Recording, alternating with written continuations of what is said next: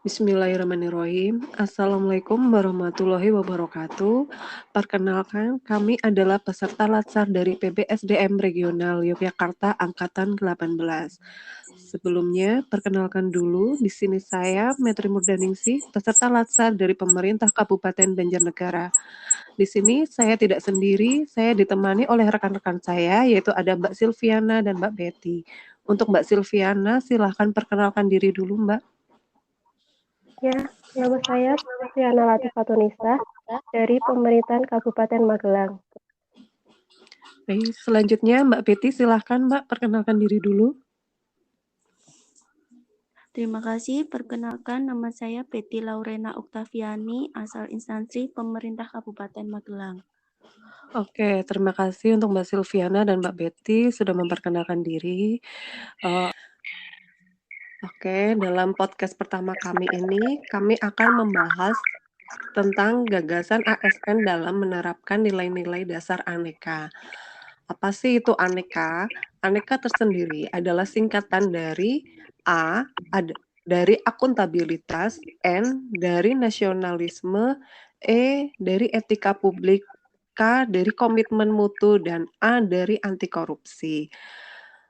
Seberapa penting sih aneka itu untuk ASN? Aneka ini sangat penting karena nilai-nilai dasar aneka ini yang menjadi acuan dan pondasi dasar yang akan membentuk karakter ASN yang berdaya saing dan berkompeten. Nah, agar penerapan nilai-nilai dasar dari aneka bisa tercapai, maka kita harus memahami dulu apa aja yang ada di dalam aneka itu sendiri dan di sini pun kami akan membahas tentang gagasan-gagasan yang berkaitan dengan aneka. Kita mulai pertama yaitu dari A, yaitu dari akuntabilitas.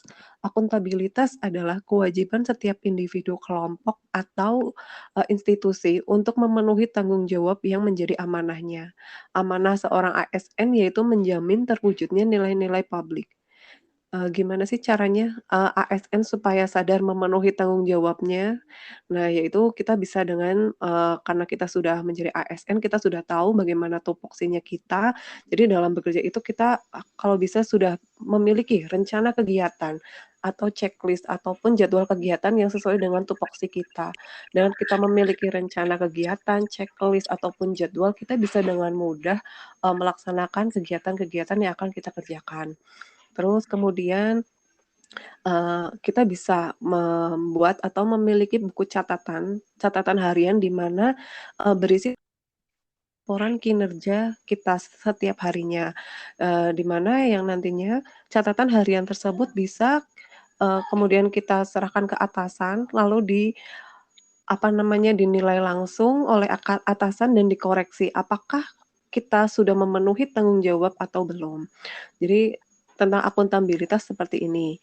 Terus kemudian untuk masalah nasionalisme dan etika publik akan disampaikan lebih lengkapnya lagi oleh Mbak Betty. Monggo dipersilahkan Mbak Betty. Baik, terima kasih atas waktunya Mbak Metri. Di sini saya akan menjelaskan tentang nasionalisme dan etika publik. Yang pertama yaitu nasionalisme. Nasionalisme adalah pemahaman mengenai nilai-nilai kebangsaan. Nilai-nilai kebangsaan sendiri itu meliputi kecintaan individu terhadap bangsanya. Dan apa sih hubungannya dengan ASN? Tentunya ASN memiliki peran penting untuk bernasionalisme. Contohnya saja, kita harus bisa mengaktualisasikan Pancasila sebagai nilai-nilai dasar nasionalisme dalam pelaksanaan tugas jabatannya. Di sini dapat diberi contoh pada sila ketiga.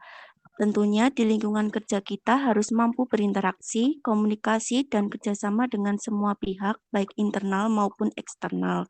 Selain itu, untuk mendukung tercipta lingkungan yang kondusif, kita tidak bisa membedakan antara individu yang satu dengan yang lain. Dengan demikian, kita bisa menjalin kerukunan dan ketentraman dalam bekerja. Selanjutnya, selain itu, kita dapat mengamalkan sila yang kelima, yaitu dengan gotong royong. Contohnya, kita dapat melaksanakan Jumat bersih dan Jumat sehat dilakukan secara bergantian. Tujuannya agar bisa menciptakan lingkungan yang bersih dan sehat, serta menjaga kesehatan tubuh kita. selain menciptakan lingkungan kerja yang kondusif dan bersih, kita juga harus bisa mengamalkan Pancasila dengan menghargai pendapat orang lain. Contohnya kita di kantor bisa ikut andil dalam suatu diskusi atau suatu rapat. Kita bisa melatih keberanian kita, kepemimpinan kita, dan gimana toleransi kita dalam menghargai pendapat. Seperti itu untuk nasionalisme. Kemudian untuk yang etika publik sendiri adalah refleksi standar atau norma yang menentukan baik atau buruk, benar atau salah perilaku, tindakan, dan keputusan untuk mengarahkan kebijakan publik dalam rangka menjalankan tanggung jawab pelayanan publik. Kita dapat ketahui ASN mempunyai salah satu fungsi yaitu sebagai pelayan publik. Dengan pelayan publik, kita tentunya harus memiliki SOP. Dengan SOP, kita bisa bekerja secara berstandar dan juga berprosedur. Untuk itu, di sini sebagai ASN dalam melayani publik bisa tetap melaksanakan tugasnya sesuai aturan dan tidak berpihak satu sama lain. Dengan adanya SOP, kita juga bisa mengukur kemampuan antara satu dengan yang lain. Jika kita memiliki suatu kemampuan yang lebih atau kita memiliki kemampuan yang kurang, maka kita dapat pantas atau dapat diberikan suatu reward ataupun punishment. Selain itu, untuk mendukung suatu adanya prosedur yang sesuai dengan SOP, tentunya kita dapat melakukan inovasi-inovasi. Contohnya saja kita melakukan atau pengadaan suatu fasilitas yang dapat memberikan informasi kepada masyarakat di mana wadah tersebut bisa diakses masyarakat dengan mudah untuk mendapatkan informasi terkait pelayanan yang dibutuhkan. Misalnya, instansi membuat akun di media sosial di mana media sosial tersebut digunakan untuk memberikan edukasi atau informasi terkait pelayanan yang ada. Mungkin kurang lebihnya seperti itu tentang nasionalisme dan etika publik. Terima kasih. Saya kembalikan kepada Mbak Metri. Ya, terima kasih untuk penjelasannya ya Mbak Metri tentang etika publik dan nasionalisme. Selanjutnya kita masih punya nilai komitmen mutu dan anti korupsi. Nah, ini akan disampaikan oleh Mbak Silviana. Monggo Mbak Silviana. Ya, terima kasih kepada Mbak Metri atas waktu yang diberikan kepada saya. Jadi di sini saya akan menjelaskan mengenai komitmen mutu dan anti korupsi. Yang pertama, komitmen mutu. Apa sih komitmen mutu itu? Komitmen mutu merupakan pemahaman konsep mengenai efektivitas, efisiensi, inovasi, dan mutu penyelenggaraan pemerintah. Jadi, seorang ASN harus mampu berinovasi dan berkoordinasi dalam melaksanakan tugas dan penyelesaian suatu masalah, serta mampu beradaptasi seiring berkembangnya ilmu pengetahuan. Nah, bagaimana sih cara ASN dapat menerapkan nilai komitmen mutu ini? Sebagai contohnya, di masa sekarang ini, yaitu pada masa pandemi COVID-19 ini, sering terjadi perubahan birokrasi dari konvensional menjadi digital. Dengan hal ini, ASN harus bisa beradaptasi dan berinovasi dalam menyikapi kebijakan tersebut. Misalnya, dengan memberikan pemahaman tentang update kebijakan birokrasi yang dikeluarkan, sekaligus mengedukasi masyarakat tanpa berbelit-belit, dengan penuh kesabaran dan rasa tanggung jawab dengan tujuan tetap menjaga mutu dan pelayanan prima. Kemudian, untuk mendukung dan menjaga mutu penyelenggaraan pemerintah, bisa juga diberikan fasilitas pendukung. Salah satunya dibuat kotak kritik saran atau kanal pengaduan secara online, di mana kritik saran yang diterima bisa menjadikan ASN berinovasi supaya bisa memberikan pelayanan yang lebih baik. Kemudian bisa juga diadakan dengan pelatihan atau seminar-seminar untuk meningkatkan dan mengasah keterampilan ASN sesuai dengan kewenangannya. Kemudian yang kedua yaitu anti korupsi.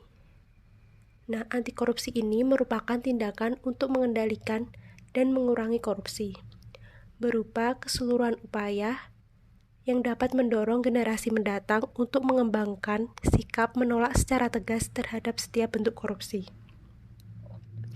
Untuk mencegah terjadinya korupsi di antara ASN, dapat dilakukan dengan cara sosialisasi dan edukasi.